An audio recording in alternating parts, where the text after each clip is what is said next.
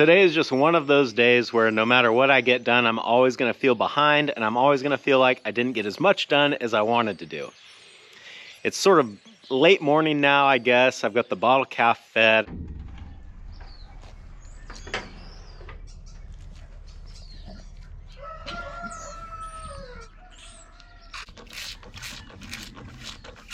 I've got the cow herd fed.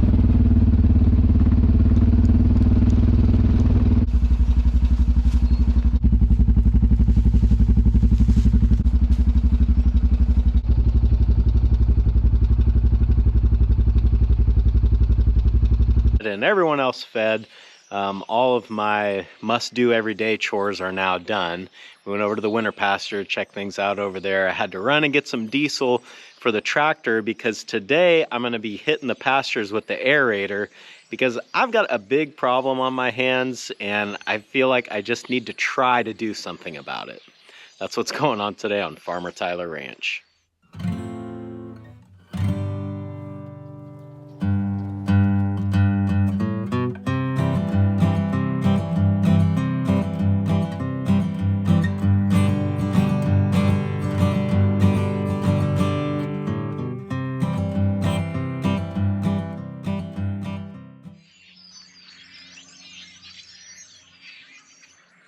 That blue sky overhead that's becoming an all too familiar sight is certainly nice for living, but this time of year when I need to stock grass up and I'm kind of depending on a little bit of rainfall, it's really not what I want to see. Add that to the fact that we're getting dangerously low on our hay supply. I need to start transitioning over to grazing. The problem is right now that I don't have enough grass stocked up out in the fields because we haven't gotten the spring rains like we should. And I'm just sort of running out of feed on both ends. I irrigated about 2/3 of the ranch a couple of weeks ago, and that definitely helped, but I don't think it was quite enough. I think I need to run the water again, but this time, before I start the water, I want to try to aerate this pasture so that the soil is able to hold that water a little bit better. When you aerate, you're basically punching like millions of little holes out there, and each one of those little holes has to be filled up with water in order for the flood irrigation to push down to the end of the field. And what that does is it allows the soil to sort of hold that water better because you have these little pockets and the water is able to more evenly disperse throughout the soil profile and where the roots for the grass are. I'm probably not going to get as many acres covered today as I would like to, and that seems to always be the case, because I need to separate steers this afternoon so that they are ready for their appointment later this week. But I'm just going to get as much done as I can and get the water going so that I can just sort of try to do whatever I can to fight this. When I'm facing a challenge like this, the worst thing that I can do is just sit there and worry about it. And the best thing that I can do is get off my butt and do something about it, whether it's really in my control or not. Maybe this isn't going to help. I mean, it's got to help a little bit. Maybe it's not going to help as much as I'm hoping it will, but at least we're doing something. I got the tractor and the aerator moved down here yesterday and got started, but I didn't get quite finished. So I'm hoping that I can get finished today, and I need to get this water going like as soon as possible. So I think we just got to check the oil on this thing, set the timer, and then we can go jump on the tractor.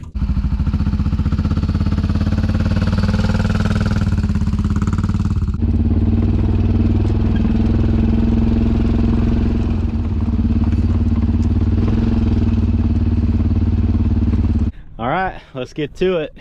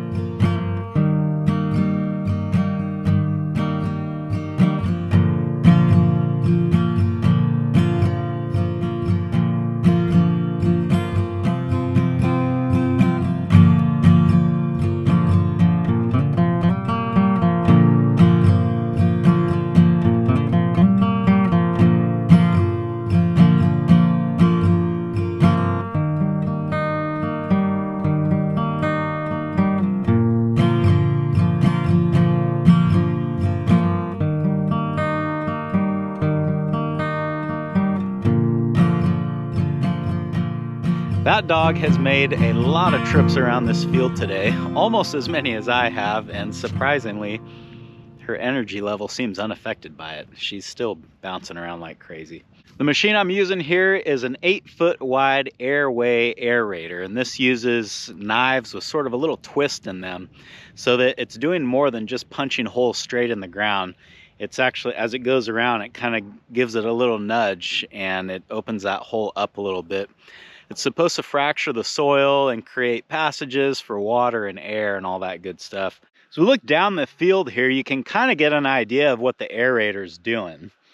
It's basically punching a bunch of little holes in the ground, and the depth of those holes, I mean, ideally it should be around 6 inches. You can kind of see on the tines how deep they're going.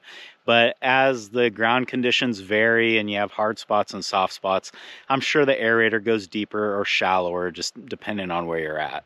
Now, being only 8 feet wide, I cannot cover a lot of acres per hour with this setup, and I can't even really go all that fast. I mean, I'd say, I'm not exactly sure actually how fast I'm going, but I'm guessing it's around 5 miles an hour. Any faster than that would just be too rough, and the tractor, even though it's only 8 feet wide, that's actually a pretty good load for it, because it takes actually more horsepower than you would think to pull that aerator through the ground. So while it would be nice to have a 10 or even a 12-foot aerator, which I could really get over some acres in a day, my little 60-horse New Holland just wouldn't handle it. When I pick that thing up and turn around, if I hit any sort of bumps or anything, those front wheels come off the ground. And I've already got a little, I think maybe like 500 pounds or maybe a little bit more of ballast in the front of this tractor. I kind of hesitate to put any more than that on there, because when I don't have that heavy aerator on there, that's a lot of weight to be running around on that axle. And the idea of taking weights on and off all the time is just not that appealing to me. So for what I've got, this is actually sized pretty good. And to be honest, if I sat out here for an entire day, I could probably get over the whole ranch. The problem is that I rarely have an entire day to dedicate to doing just one thing. And speaking of not having enough time in the day to just do one thing, let's go separate those steers. The easiest way to do this is to just pull this year's butcher steers along with all the yearlings into this working corral, and then I can hopefully separate the ones that I don't need back out and then keep the 3 that I'm after. In order to do this though, I had to get the big boy. The bull is going to be locked in this little pen here temporarily, but he's got water, he's got food there, so he should be fine. He seems pretty satisfied. Earlier this morning, I opened all the gates that will allow them to travel this route, because this isn't a part of the corral that they normally have access to. And a lot of times, if you just open gates and try to push cattle right through somewhere where they don't normally go, they're a little bit hesitant because they're not used to going that way. But if you leave the gates open and sort of let them explore and walk through it on their own time, then when it comes time for me to actually push them through, they're a lot easier to get moving. So the gates have been open for a while. I think everybody has probably filtered back here and back out again. So we'll see if we can push the group on back.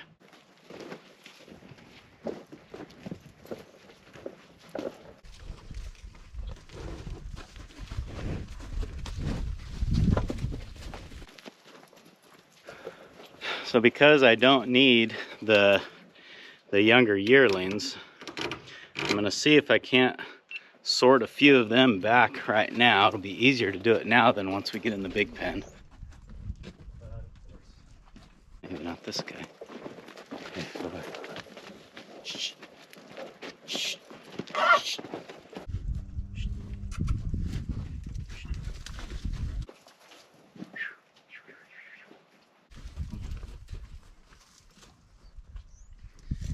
All right, I'm gonna go see if I can grab a few more. Yeah, I'm really only after the big 5. So if I can grab a couple more of these little guys, that's gonna be what we want to do. You going back. Go back. Break away. Break away. Break away. Break away. Break away. Break away. Now we got a couple of you.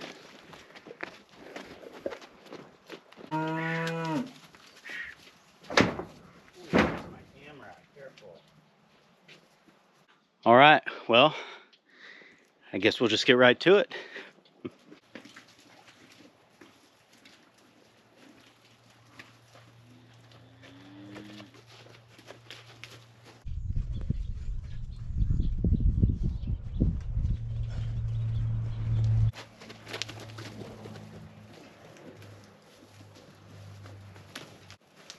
Knock that camera.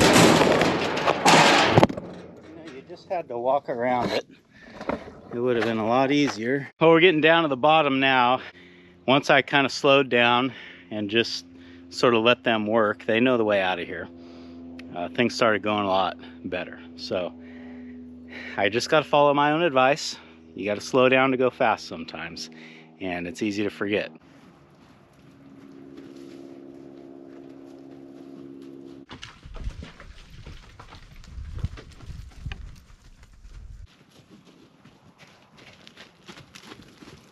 Lucky little steer.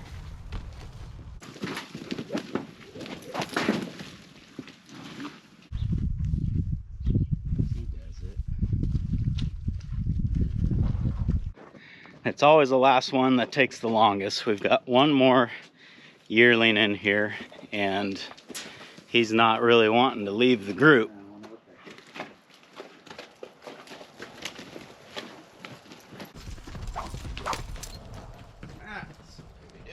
Well, now we got the task of trying to figure out who's going to stay and who's going to go. I've got 5 here in total, and we're only doing 3 this week. So this steer to the very left of the group is clearly smaller than the rest. That's an easy choice for him. But as far as one more, the next smallest one after him, I'm having kind of a tough time figuring that out. He might be the next smallest. That looks like a good group of 3 right there. 1 and 2.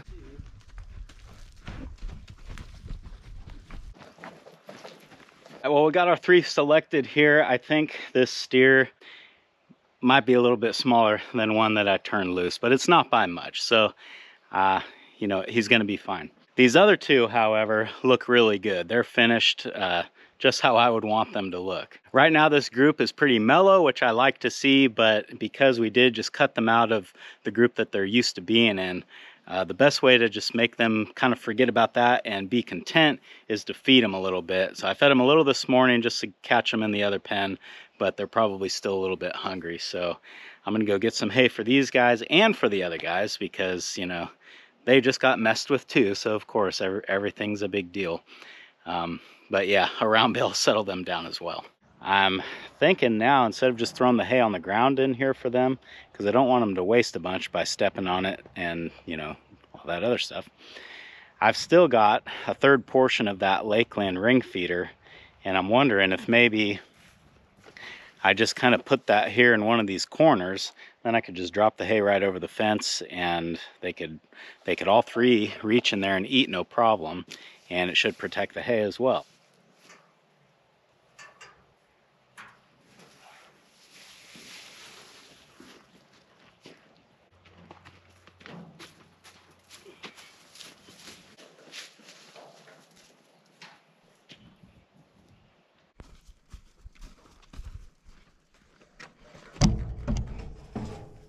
As far as temporary feeders go, this one looks about as temporary as it can.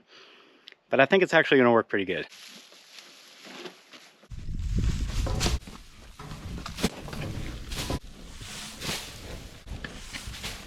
That poor old bull over there is getting jealous. I think we better give him a little bit too.